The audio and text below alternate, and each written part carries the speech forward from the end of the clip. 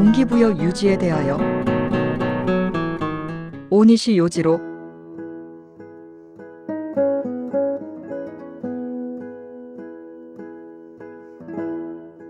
질문. 연습 동기부여를 유지하려면 어떻게 하면 좋을까요?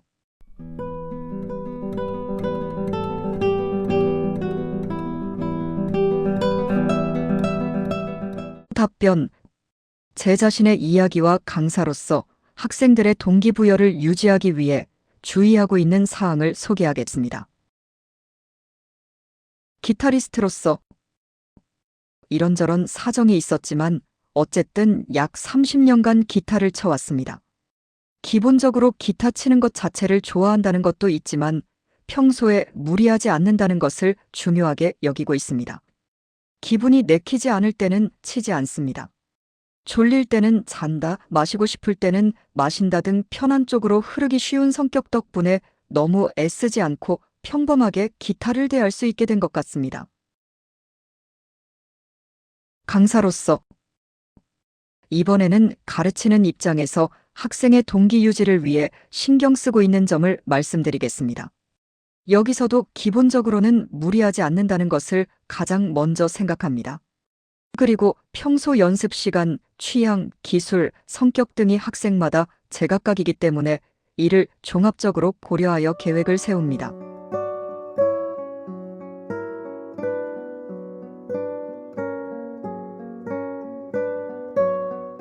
평소의 연습 시간, 일상생활에서 어느 정도의 연습 시간을 확보할 수 있는가? 취향, 시대, 작곡가, 장르 등 어떤 음악을 좋아하는가? 기술, 어느 정도 연주할 수 있는 단계인가? 교정해야 할 자세가 있는가? 솔페주 능력 등. 성격, 선생님이 내준 과제만 연주하는 수동적인 사람이 있는가 하면 스스로 이것도 치고 싶고 저것도 치고 싶어요라고 말하는 능동적인 사람도 있습니다.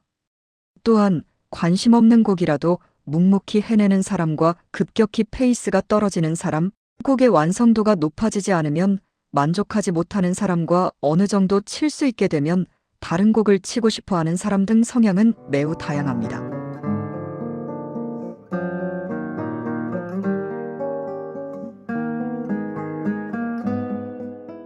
레슨을 받는 것 자체가 동기부여가 높다. 레슨을 받고 계신 분은 그것만으로도 동기부여가 되어 있는 것이지만 그것을 유지하기 위한 적절한 부하를 파악하는 데 주력하고 있습니다. 누구나 연주할 수 있었다는 실감은 즐거운 것입니다. 저는 상황을 살피기 위해 처음에는 넘어야 할 허들을 낮게 설정하여 과제를 냅니다. 또한 앞으로의 목표나 기타의 어떤 점에 흥미를 갖게 되었는지를 파악합니다. 그러는 가운데 그분이 원하는 것을 알게 되면 동기를 유지하기 위해 어느 정도의 부하로 레슨을 해야 할지 아이디어가 떠오릅니다. 성취감은 동기부여 향상으로 집결.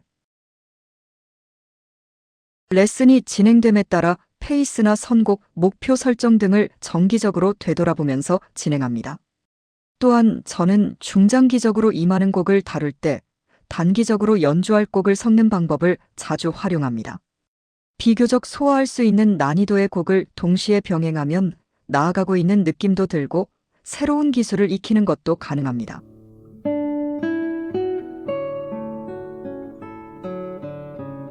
기본적으로는 동반자형 레슨을 지향합니다. 저는 사람에 따라 접근 방식을 바꾸는 경우가 많습니다. 우선은 신뢰관계를 소중히 여기며 함께 나란히 달리듯 노력하고 있습니다. 모든 것이 잘 풀리는 것은 아니지만 애호가 여러분의 좋은 조언자가 되고 싶습니다.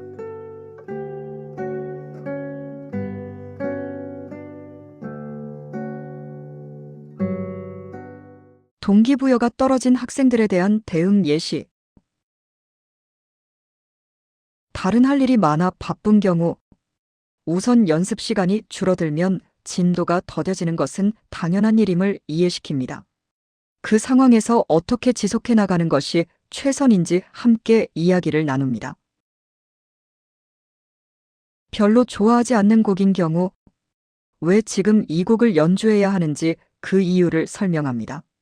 목표로 하는 곡을 치고 싶지만 너무 어려운 경우 치고 싶은 곡이 현재 기술 수준에 맞지 않지만 당장 시작하고 싶어 할 때는 먼저 그 과정이 험난함을 전달합니다. 그리고 그 단계에 도달하려면 어떤 기술이 필요한지 알려준 뒤 새로운 계획을 제안합니다. 연주하면 몸이 아픈 경우 자세 문제는 프로와 아마추어를 불문하고 따라다니는 숙제입니다. 단순한 피로라면 원인을 찾는 동시에 연습 페이스를 늦추고 경과를 지켜봅니다. 도저히 나아질 기미가 보이지 않을 때는 휴식을 권합니다. 실력이 늘지 않는 것 같은 기분이 들 때 자기 평가는 사람마다 제각각입니다. 우선 어느 정도의 실력 향상을 바라는지 물어봅니다. 그리고 진도와 연습 상황을 분석하여 1년 전과 비교해 얼마나 변했는지 등 객관적인 경과 상황에 대한 소견을 전달합니다.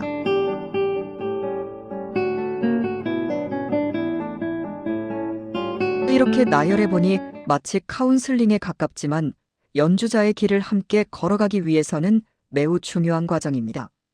동기부여가 떨어진 원인을 알게 되면 해결의 실마리도 찾을 수 있습니다.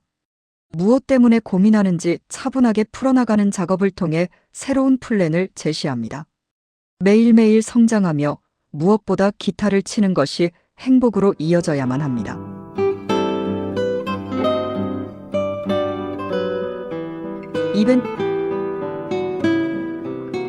이벤트 참여로 동기부여 업, 발표회나 콘서트, 콩쿠르 등에 참여한다. 동료들끼리 모여 연습 모임을 갖는다. SNS에 연주를 발표해본다. 사람들과의 교류라는 것은 매우 큰 자극으로 가득 차 있습니다. 기타라는 공통점으로 만나는 인연은 그 무엇과도 바꿀 수 없는 소중한 것입니다.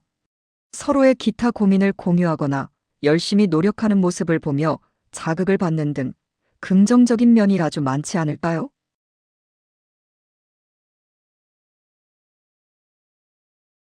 프로의 연주를 듣고 동기부여 향상. 콘서트에 가봅시다.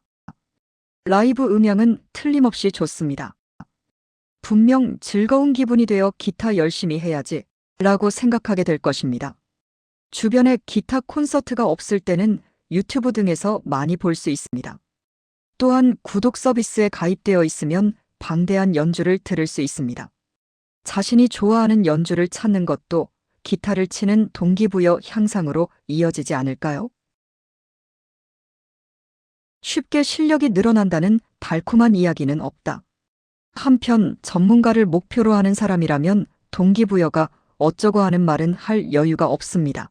다만 연주곡의 난이도가 높아지고 연습량도 늘어나기 때문에 손을 다칠까 하는 불안이나 여러 가지 압박감으로 인해 의욕이 떨어지는 경우도 있습니다.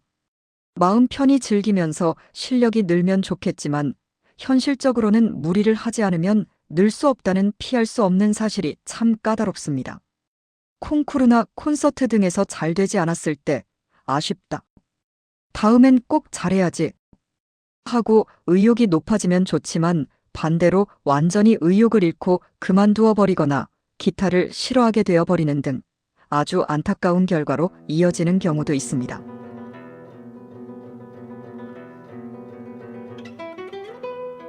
저 자신도 좌절을 겪은 경험이 셀 수 없을 만큼 많습니다. 그래도 다행히 저는 계속해서 동기부여를 유지하며 기타를 연주할 수 있었습니다. 아마도 그건 단순히 기타 소리를 좋아하고 세 곡의 악보를 보는 게 즐겁다는 그런 순수한 마음이 바탕에 있기 때문일지도 모릅니다. 제가 말하고 싶은 건 어떤 일이 있더라도 기타와 저의 관계는 변하지 않는다는 겁니다. 지치면 쉬고 치고 싶어지면 친다. 단지 그것뿐입니다.